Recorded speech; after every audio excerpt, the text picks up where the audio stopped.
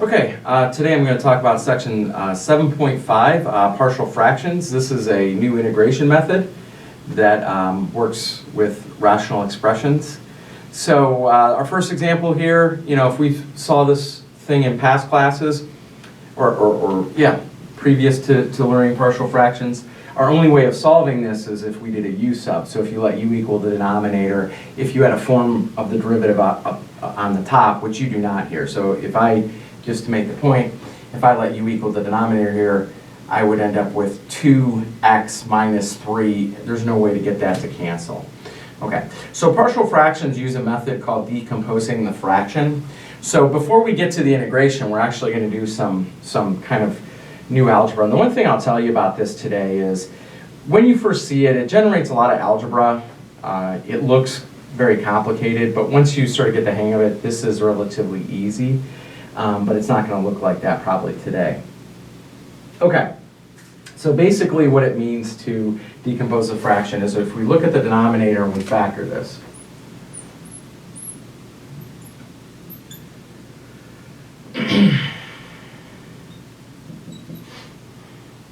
Okay, so what that means is I can write this thing as negative 2x minus 7 over, and then x minus 4, and then x plus 1.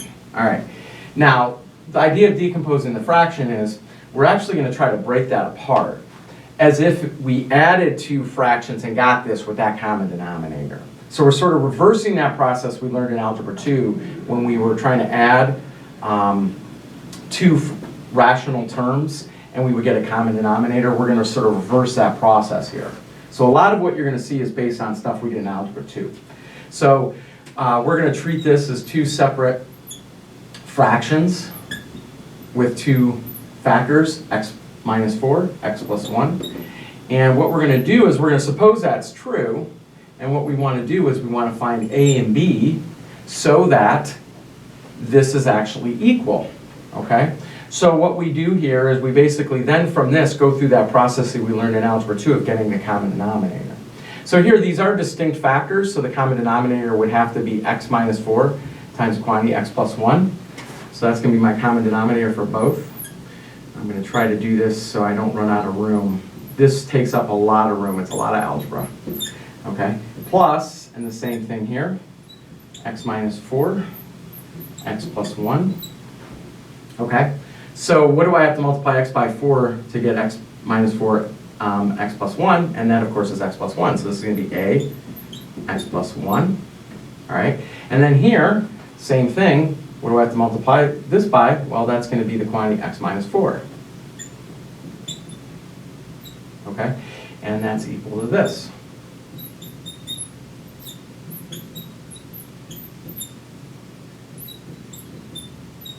Okay, now what do we do at this point? Well, we got our common denominators. We're going to put this into one fraction. I'm going to move all the way over here just to make sure I got enough room. Okay, so this is going to end up giving me a times the quantity. You know what? Let's do this to save ourselves some room. Ultimately, we're going to end up distributing the a. We're going to distribute the b. So let's do that. So this is going to be ax plus a, right? And we're going to add this. These are both going to end up in the numerator. So this will be bx minus 4b. And now that's all over x minus 4, that quantity, times x plus 1, that quantity. And this is equal to our negative 2x minus 7 over x minus 4, x plus 1. Okay, now, at this point, we have the same denominator. So if these fractions are indeed equal, what that means is our numerators have to be equal. Okay? So here we know that ax plus a plus bx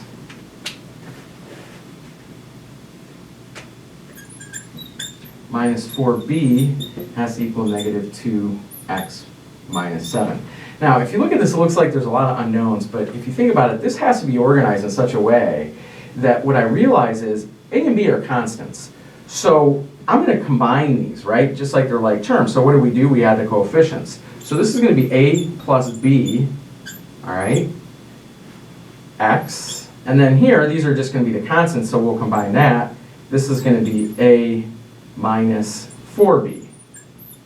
Now what I realize is that this has got to be equal to this if these are equal.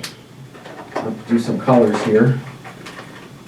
Sometimes on this the colors don't show up, but anyways, I'll give it a try. So this, maybe that doesn't look any different, is equal to this, and then this has to equal this. Okay, so now, we basically have it here because at this point, I definitely am running out of room. A plus B has to equal -2, and then A minus 4B has got to equal -7. So I have two unknowns, A and B, but I have two equations. Now, with these types of problems, you could do the whole substitution where we're going to solve for A and B here, but quite often they stack up like this. So I'm going to go and do the elimination method. So what I need is for one to be positive and one to be negative with the same coefficient. So you can see quite easily, if I multiply this top one all by negative, so that would be negative, that would be negative, this will turn to a positive. Then when I add them, and keep in mind, if I add this to this side, and I add that to that side, the equation will remain balanced because these, of course, are equal. We're adding the same thing to both sides. So now I can just add up these columns. -A plus A, that's just going to go away. -B minus 4B gives me -5B. That's equal to -5, so B is equal to 1. And then, I can use this in either equation. Let's go ahead and just plug in B here. I don't think we really need to do much algebra to see what's happening here. So this is going to be -4, right, if we plug the 1 in. And so that's going to be plus, so this is going to be -3. Did I do that right? Let me check my work. I did do that right. Okay. So that is basically it. Now, in the sections where they just tell you to decompose a fraction, and this actually comes up in Delta Math, they're not starting with an integral. They just want you to write it like this. So what I realize is this thing right here is equal to this with A is -3 and B is equal to 1. Why is that important for, okay, this is getting a little absurd. Luckily, there's not much left here. The rest of this is pretty easy. So, I kind of knew I was going to run into this today. So A is -3 over x minus 4 dx, okay, plus, and then the integral of 1 over x plus 1 dx. And by the way, I did it as two separate integrals. You don't have to. And this is actually pretty much done. I can bring that -3 out front. This is going to be -3 ln of x minus 4 plus ln x plus 1 plus c, and there we go, it is integrated. So like I said, I think seeing this the first time, it looks kind of crazy, but mechanically, most of what we're using here is Algebra 2 stuff, so once you get the hang of it, you are going to find this is relatively easy. So let's do a few examples here, and hopefully we can then reproduce it on our own. Okay, example 2, we have the integral of 2 over the quantity x squared minus 1 dx. One thing I want to caution you, just like when you're doing integration by parts, you still want to look for a possible u sub, and the possible u sub typically is you let u equal the denominator, and a form of the derivative will be represented up on the top, okay, or a factor, I should say. Okay, so of course this is a difference of 2 squareds. So when I simplify this, or factor, it'll be x plus 1, x minus 1. Okay. So then I'm going to have, this one isn't going to be as much room, a over x plus 1 plus b over x minus 1, and that's going to equal 2 over x plus 1 x minus 1. Now, one thing I want to say is once you get these mechanics down, you're going to see this always ends up being the same, and what I end up doing is I end up dropping the bottom right away.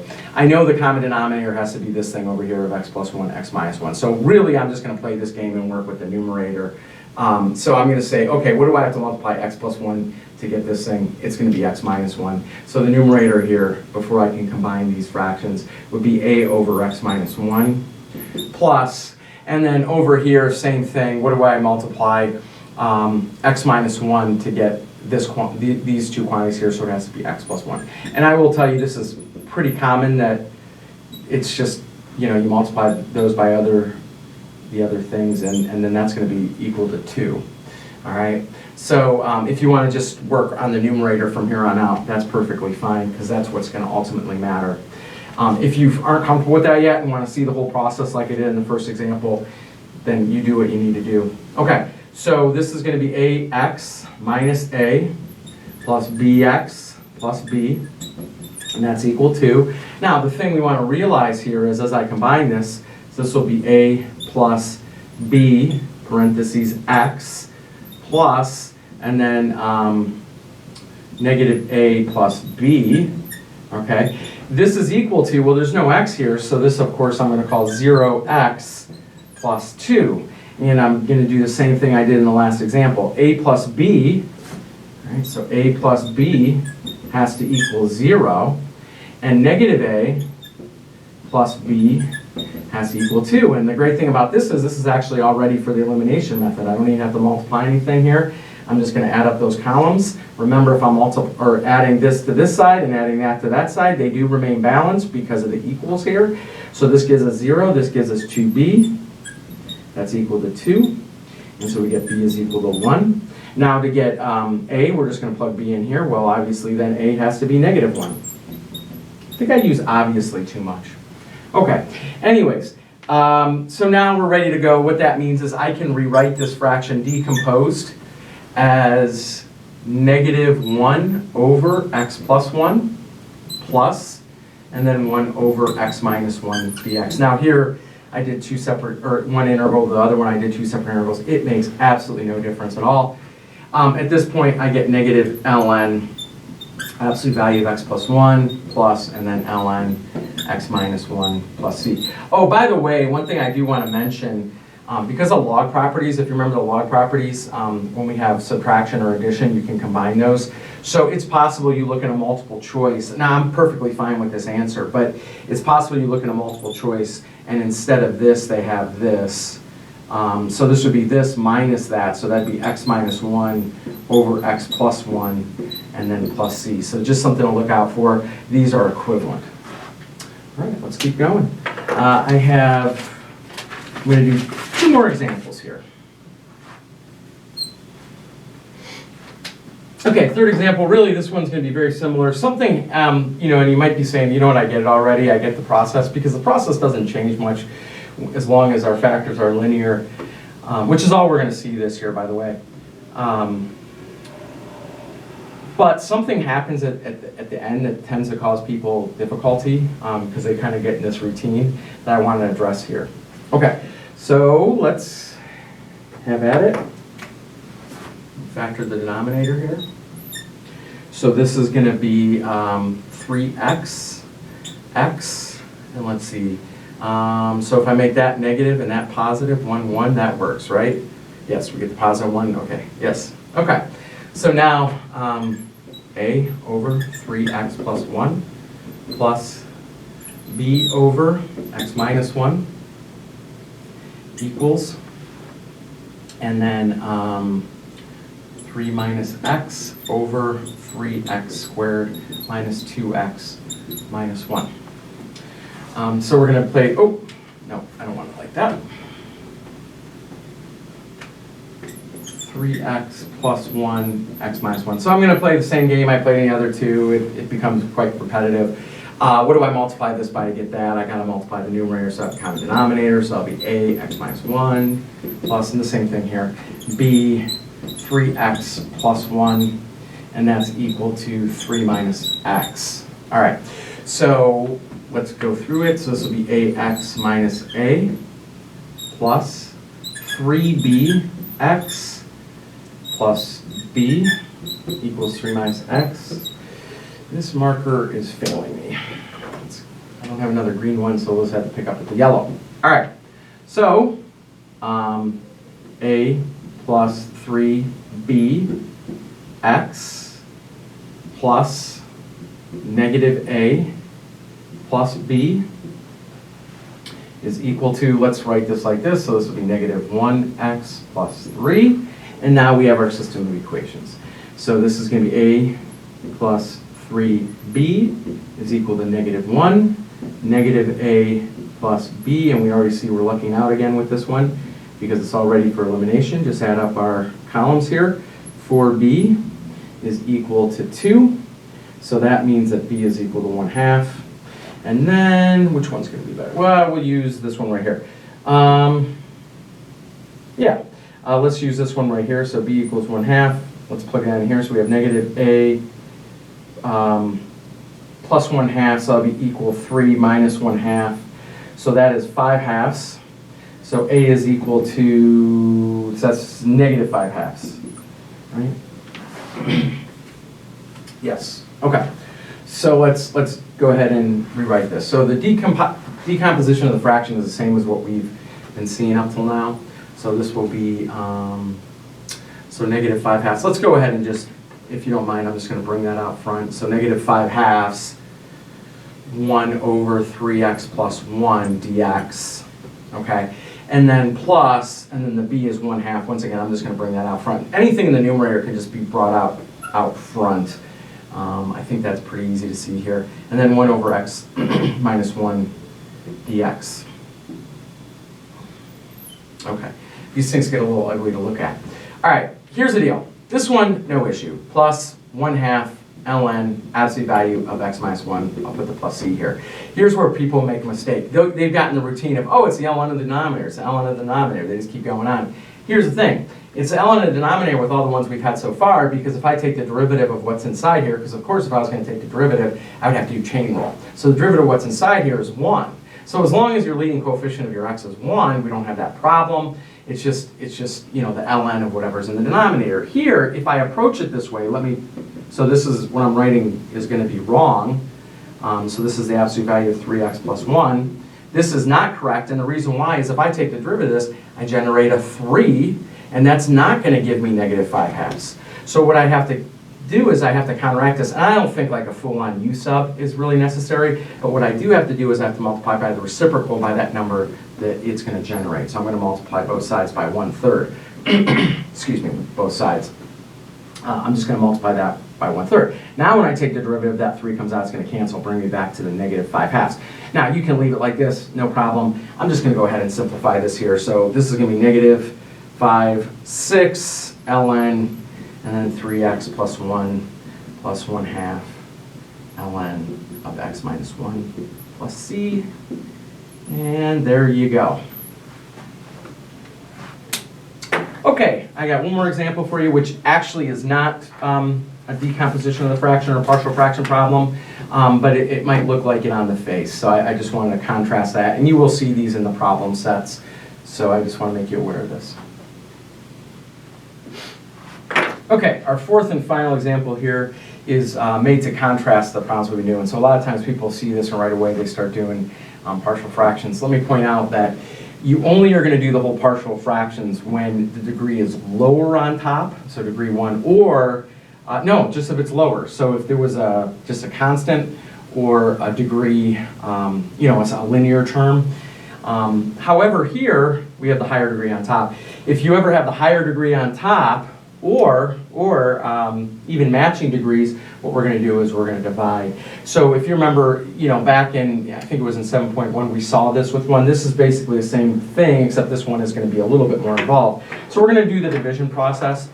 So I want to rewrite this with starting with the highest degree, working all the way down. Any of them that are missing. So for instance, this will be x to the third plus 0x squared minus x plus 3.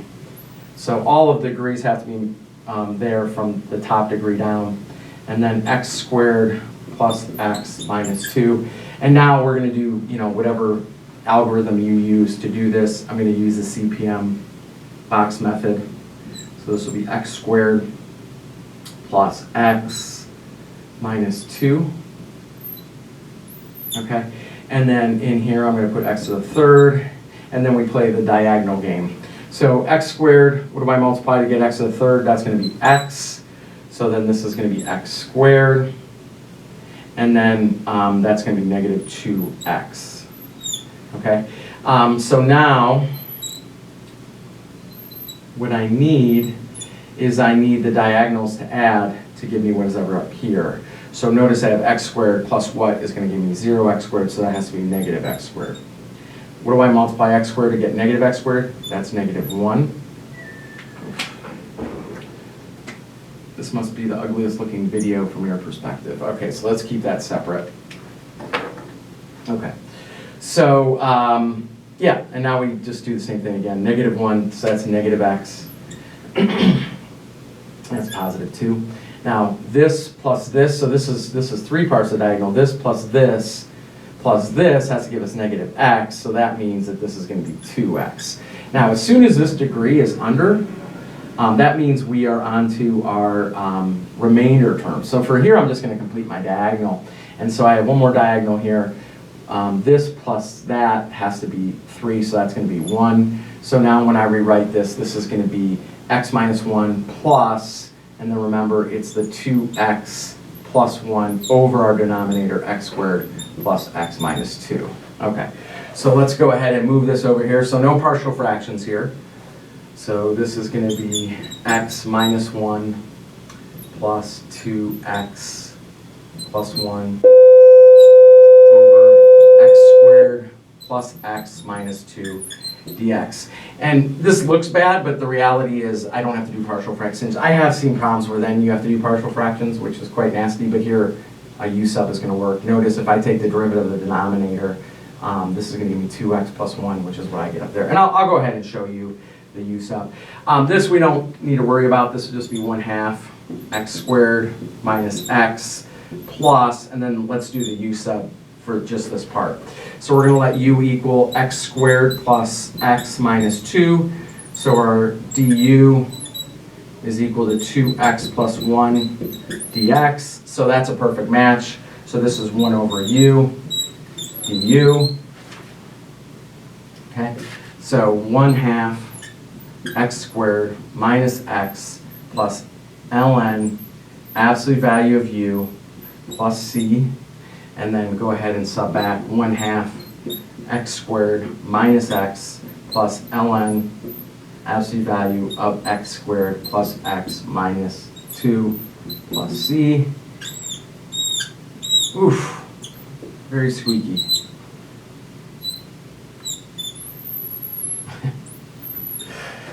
Well, at least I'm having fun. All right, folks, that is it for 7.5 partial fractions. And that really is it for our the integration techniques that we'll be using in this class. From here, we're just going to be working on practicing these procedures. And one of the big things is knowing what to use when, and that's something that takes a little time, and that's something we're going to be practicing moving forward.